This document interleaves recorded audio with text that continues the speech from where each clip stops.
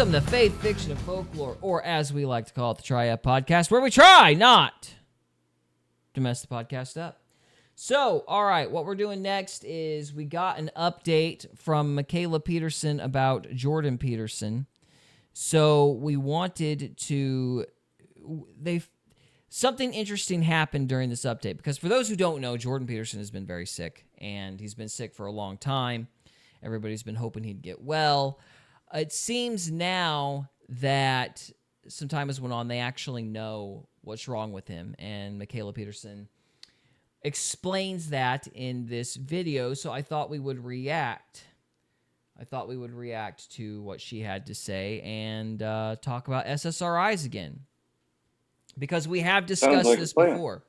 Yes, for those who don't remember, I would recommend this book and going back and watching our reaction to the interview if you don't want to read the book. But we actually watched Tucker Carlson before I got all mad at him. We watched Tucker Carlson interview Laura Delano and talking about SSRIs and Unshrunk. So she goes into more detail about the damage SSRIs actually do to people. And Mykaila Peterson is basically affirming that because apparently Jordan Peterson is having some residual issues because of the SSRIs he was on earlier in life. So let's take a look at this. Hey guys, this is a video update on Dad's health, as well as a much longer portion of information about what he's suffering from, what a lot of people are suffering from, unfortunately, and what my experience with these issues was. These updates are not fun for me. They're really stressful, and I would have updated you guys sooner, but he's still been really sick, and he got worse over the last few months, and I'm 25 weeks pregnant, and I wasn't able to record anything without weeping the whole time until this week, apparently, and it stresses out my whole family to talk about it online, and there's... Kalix says, big harma. I agree. No point in adding stress to an already stressful situation, except that because we're public, Dad in particular, it's also stressful not talking about it because then rumors get started, and then that's all people wonder about. So, here goes. Dad's been suffering from an old neurological injury that's more recently been causing akathisia. Akathisia is the worst thing I've ever seen anyone go through. That sounds dramatic, but it's true. We talked about it in 2020 and 2021 when he experienced it after clonazepam injured him. And I'll explain why it's an injury in a bit. I had a very brief experience with akathisia with symptoms that were extremely horrifying, but not as severe as his when I went through antidepressant withdrawal from Lexapro. That was just over 10 years ago. And that experience, like the withdrawal period that was really severe, lasted 2.5 years for me where I was nearly disabled. This was kind of before I had a public thing going on. That's when I just had a blog. I've linked a bunch of papers below about everything I'm going to talk about so that people watching can get scientific background information about what this is, because it's not talked about nearly enough for how catastrophic it is. In my opinion, psych med injuries and psych meds as a whole should be considered a national emergency, given 1 in 6 Americans, or possibly more depending on the stat, is on one of these medications, and long-term use appears to cause mitochondrial dysfunction that manifests as a neurological injury. I'll get into more of that in a bit too. Akathisia is a side effect. I agree. I think that the SSRIs they're one of the worst things plaguing the country right now. Like the fact that they've legalized those, and the more time goes on, it's like more evident they're doing a lot of damage. What are your thoughts, sir? When you say SSRI, what does that include? It's like antidepressants. Like I can give you a list really quick. I was gonna look up her research papers, so let me start off by doing that because I'm interested in her research papers. She said she linked them below, but they're obviously not linked on her... On her X? Yeah, on her X. So let me pull up her... Probably on YouTube. Yeah, and then I'm going to try to see if I can pull up the research papers myself. Yeah, because I've been on, like, levothyroxine, and I was on an antidepressant. I don't remember what it was called. But I went through a few of those issues myself when I got off of them. And yeah, the addiction, Yeah. it's very hard to get over. Very, very hard to get over. Yeah, hang on here. I found one. I'm trying to get it up, but it won't. It's fighting me. All right, here we go. Yeah, I have that problem too. Yeah, so here's one of the research papers. It was on her YouTube channel, by the way. So this is the abstract. This is not the whole thing. I'll just read the abstract. That's kind of the thesis statement. So individuals living or working in moldy buildings, this is one of the topics she brings up, complain of a variety of health problems, including pain, fatigue, increased anxiety, depression, and cognitive deficits. The ability of mold to cause such symptoms is controversial since no published research has examined the effects of controlled mold exposure on brain function or proposed a plausible mechanism of action. Patient symptoms following mold exposure are indistinguishable from those caused by innate immune activation following bacterial or viral exposure. We tested. Let me pause you there. Yeah, that lines up with me because you know where I was living with mom and dad. Yeah. When my brother inherited the house. Yeah. He had a guy come over and do deep research, and they found black mold all in where my room was, the whole downstairs. Really? Yeah, there was black mold behind that huge picture in that living area. Uh-huh. And I'd been living in that for most of my life. Wow. So you think that might have caused you some of your health problems? That it lines up. Yeah, it certainly does. She's pretty adamant about that, about the mold stuff. So if you want to look at some of these papers in more detail, they're actually on her YouTube channel. I just went to X this time around, but yeah, all the links for these research papers are in her description. So let's go back to here and continue. Effect that's way more common than people know, usually caused by psychiatric medications, although other medications can sometimes cause it, and so can sudden cessation from those medications. That's a huge trigger. Kalix says, mold is a serious thing, man. It's no joke. I agree. No, it's not. I believe Yep. it. I think it was Ted Nugent's wife was saying Ted Nugent or one of them in that family was having an issue as well with mold. That seems to be,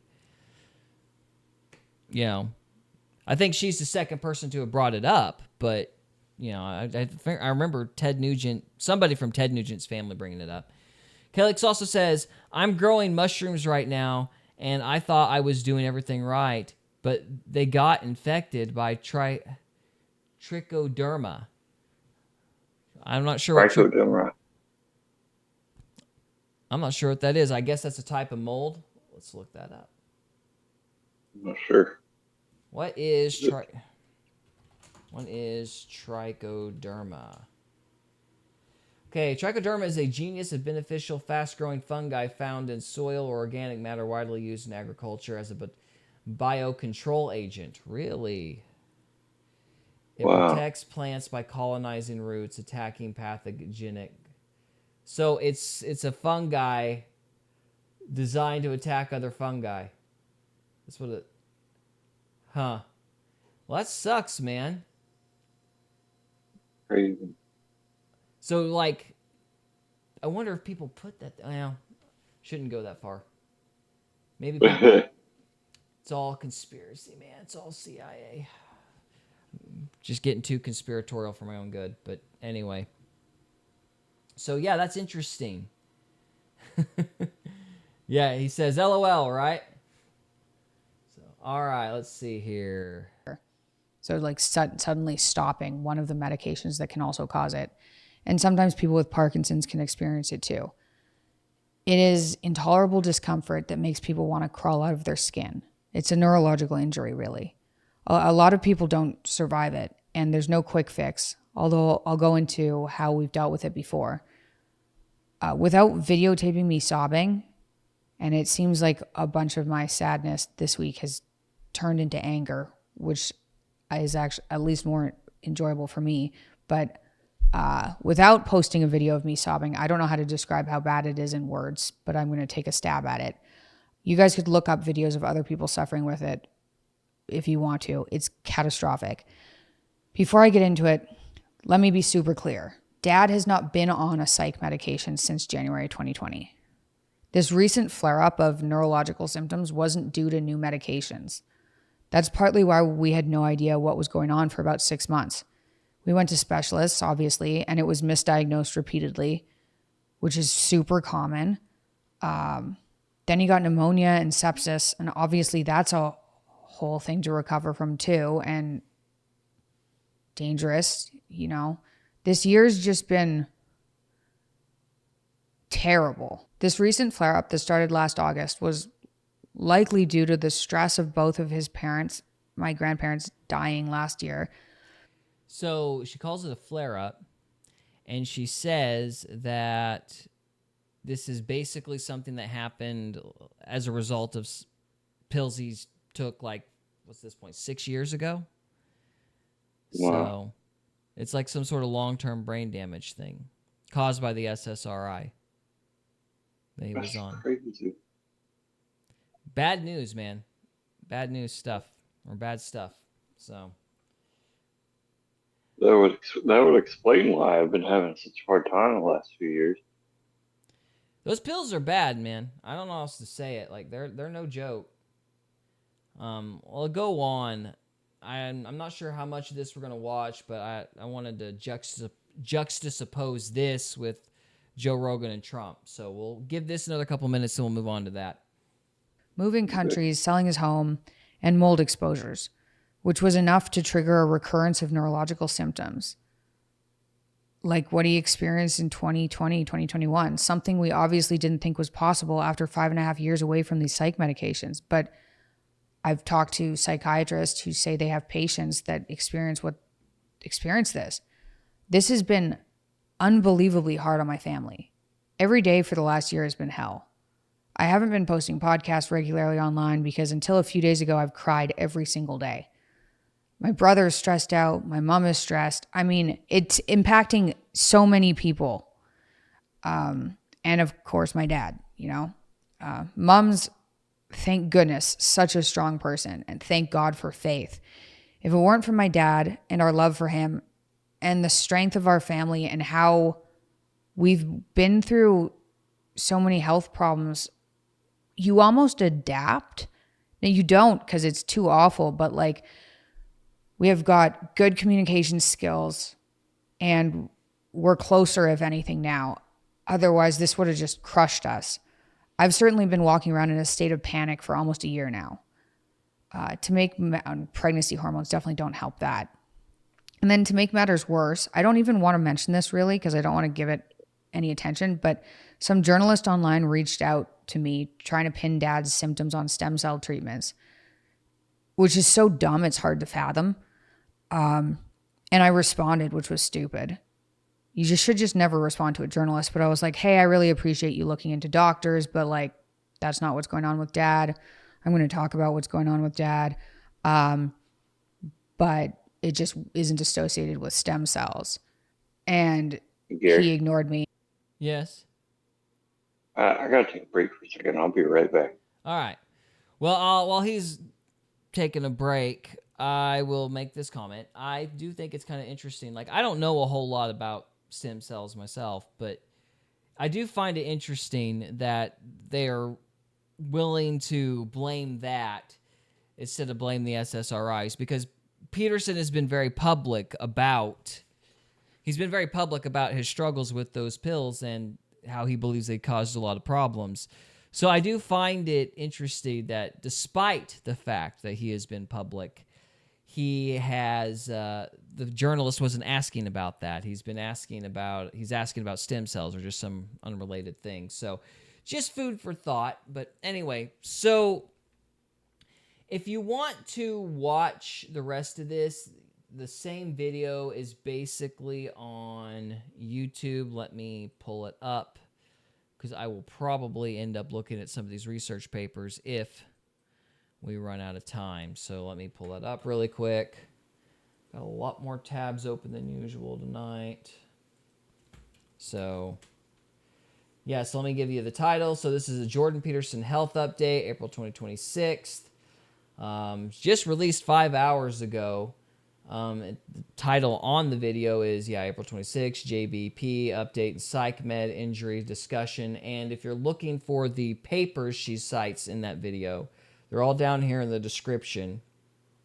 We clicked on the one that's marked number 1. So yeah, this by PMC and CBI, link right down there. So anyway, we might look at that later, but for the present, I just wanted to make that point about SSRIs, and then something else interested, because we've talked about, Big Pharma, as Calix has said, quite a bit in the past, and I just thought that it was really sad that Peterson was going through this, and at the same time that Jordan Peterson is going through this, you have this happening today as well. Joe Rogan and Donald Trump teaming up for something kind of unexpected. So we'll play this clip really quick. I want to tell everybody how this happened. I sent President Trump some information. Actually, before we do that, let me read the caption up here. Wow, Joe Rogan reveals President Trump immediately offered him FDA approval for a psychedelic treatment in a text chain because the data was so convincing and stunning. I want to tell everybody how this happened. I sent President some information.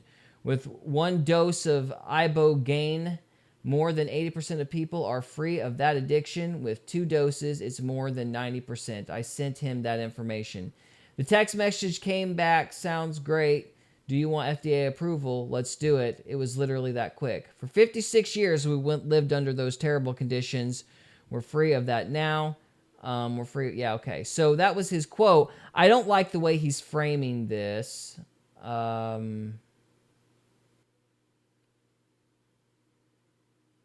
Yeah, he's framing this in a way I don't really like.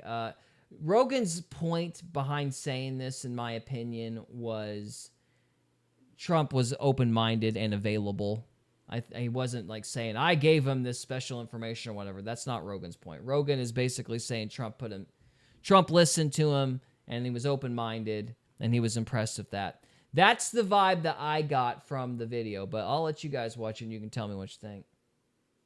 I want to tell everybody how this happened. I sent President Trump some information. We have a gigantic opiate problem in this country, obviously. In 2024, more than 80,000 people died of overdoses.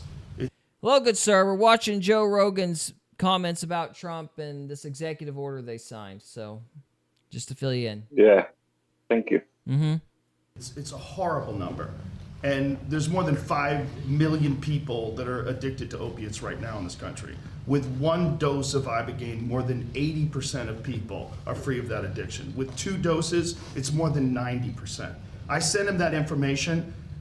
The text message came back, sounds great. Do you want FDA approval? Let's do it. It was literally that quick. These drugs are illegal not because they're harmful. They're illegal because of the 1970 Controlled Substances Act that was passed by the Richard Nixon administration. They did it to target the civil rights movement and the anti-war movement. It's not because these drugs harm people. And for 56 years, we've lived under those terrible conditions. We're free of that now. We're free of that now. Thanks to all these people that we see next to me, and thanks to President Trump. I want to thank you. Now, Trump had a response that was actually a little shorter than I thought it was supposed to be. So let's see here. Story of my life. Yeah, so just this is my bit. I had this joke and I forgot it, so I've already ruined it, but that's okay. So why in the world would they push SSRIs and ban psychedelics if psychedelics aren't as harmful? It's my favorite quote. Whoa! I want that money! I love that quote. It's a lame joke, but I love that quote. So there's that. Let's see. Benny Johnson had something on it too. He actually showed the video. Cody Bocephus. Man, that's a big deal. I agree. It is. It's a huge deal. Yeah, so let's see if we can find out a little bit more about it here. I didn't pull it up. Or did I? Let's go to Benny Johnson really quick, if I can just be a little faster.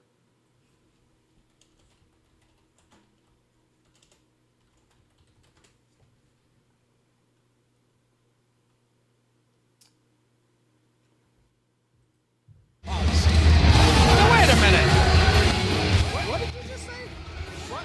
The legend killer from the Nationwide Arena in Columbus? An amazing guy, and he wrote. All right, so let's pick it up with what Beautiful Trump, speech. how Trump It's like an responded. amazing speech from Joe Rogan saying that it was Trump. He just texted Trump. Trump said, let's do it. It's a little bit more liberal than. That's okay. I have a lot of friends that are liberal, but Joe is an amazing guy, and he wrote me a little note about this, and I had it checked out. I didn't just do it. I had it checked out. I went to Bobby and Oz. I went to some of the people that work for you, real pros, and everybody came back with the same answer. You know, normally they'll come back, because this happens a lot. I have a couple of them like that, where they're not sure. It's like, you know, it goes two ways. This thing, everybody thought it was incredible. And I told What is this thing? Let's go ahead and look. Okay. Trump just signed an executive order. Ibogaine is one of the new psychedelic drugs. This is what it looks like. It's like a root in Africa. What it looks like, and it's for treating opioid abuse. President Trump signing it. It's a root out of it's a shrub root native to Central Africa is ibogaine. It is again meant to help with post-traumatic stress disorder and brain injuries. All right, let's look it up a little for ourselves a little bit. Before we do that, Cody says, man, that's a big deal. And then he adds, I wish it would have been legal when I had opioid issues. LOL. Yeah, I think there's a lot of people wishing it had been legal sooner. So what did he call? Ibogaine? Here we go. Yeah, ibogaine. Out of Africa. Out of Africa. Let's see. Do we have any images? Yeah, so this is the picture Benny Johnson was pulling up. Hang on a minute. So I think it's that one there. Yeah, that's it. Yeah, so that was the picture he pulled right here.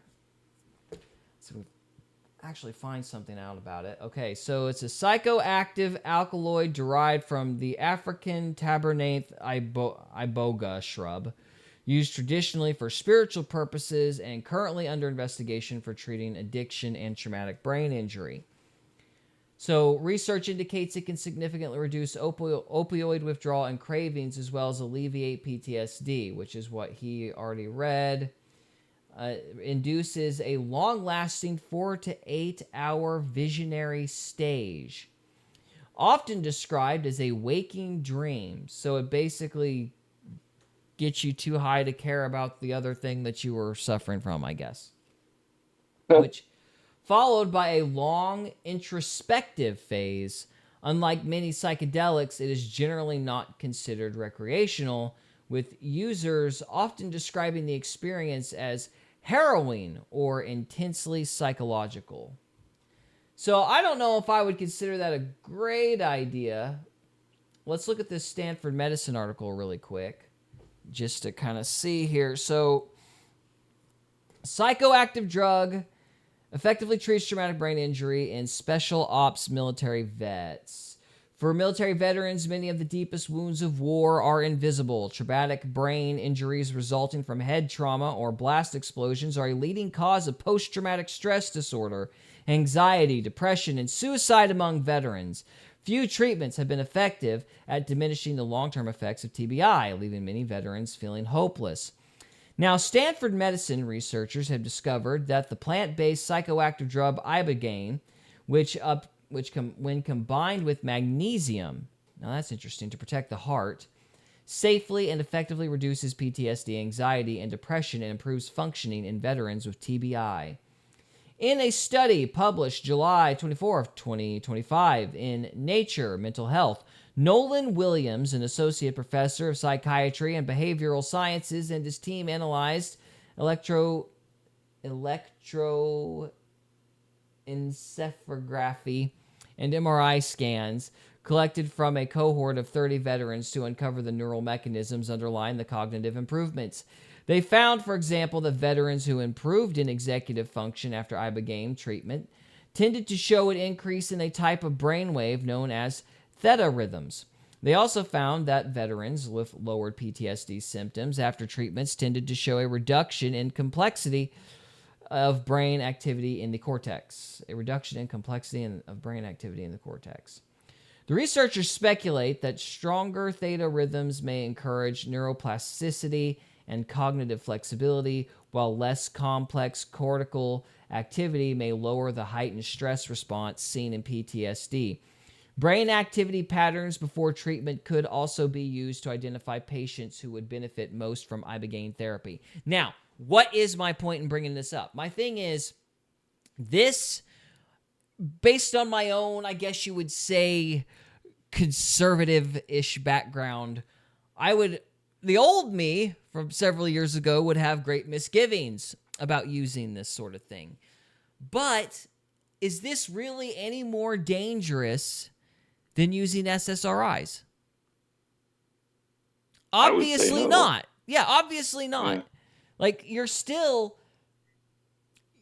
I mean, this might burn you out and make you slow, but I mean, Jordan Peterson apparently can't even function now because of the things. And so, what are these FDA guys even basing their, studies on? Like, why are we defaulting to them to tell us what drugs basically are and aren't okay? It seems like everything has a risk, and we're seeing that now. Well, that's the thing about Western medicine is I believe how they do it is they get like 2,000 people that have kind of the same issue, and then they give half of them certain like antidotes, if you will. Yeah. And then they do the other half with what's it called? A placebo, a fake one. Yeah, placebo effect. One that doesn't have the medication in it, and then they see what happens. Yeah. So if somebody dies from their medication, oh well, this one person died, so we have to write like it's on their commercials. That's why the symptoms on the ads and commercials of their stuff are longer than... You're talking about like all the potential things that could happen to you. The symptoms include death, symptoms may bloody include, eye sockets, spouting ears. That part takes longer than the original showing of the medication. And it all goes really fast, so you can't hear it, right? So, yeah. And everyone in the background looks all happy and go lucky, but they don't show the suffering of what's going on behind the scenes. Right. So Calix says, right, Cody, I'm going to try to make a DIY laminar, haha. And then Cody responds, good deal. Vent hoods are a good idea too, if it's possible. So anyway, so that's that. I just wanted to point out like the absolute insanity of it. Like at the same day that we're learning that Peterson's still suffering from those SSRIs, they approve a psychedelic. Maybe the institutions aren't as trustworthy as we suppose. That's my whole point. It's all chaos. So, all right. It's the CIA. Yeah, it's the CIA. Well, it just makes you feel better. It's always the CIA. Always the CIA. Just for my own sanity, or my own amusement, because I am genuinely interested in this, and I kind of want to hear more about this. I'm going to read one more abstract about the mold subject, and then we're going to wrap this up. Because I've made my point. My point was it's darkly ironic, and I think it's a teachable moment that on the same day that we learned that Peterson's still suffering from that medication he got off 6 years ago, psychedelics are improved. These people don't know anything. And they just go, ha ha ha, oops. You know. That was my point. Trevor, do you have anything to add to that? I do, actually. I've been listening to a doctor. His channel is Dr. K. And it's called Gaming with Dr. K, which he is a gamer, but he's more of a doctor. And he focuses on gamers. And he started in America, but then he switched over to he went to like the Middle East to learn Eastern medicine. Mm-hmm. And he talks about how different things are. And he decided to be like, he went through and got his doctor's stuff. And then he's like, you know what? I'm just going to get on YouTube and be a coach. I'm just going to coach people. And so while he does practice mental health stuff, like he's a practicing, what's it called? Where he helps people mentally. Either a psychologist or a psychiatrist. Psychiatrist. Psychiatrist, That's it. Okay. Yeah. On his YouTube channel, he just does coaching. So he doesn't claim his doctor stuff on his YouTube channel because he doesn't want to lead anybody astray. He just talks about the differences of Eastern and Western medicine. Mm-hmm. And then he does try and help people. Oh. And it's amazing how much I have learned. And just from listening to him,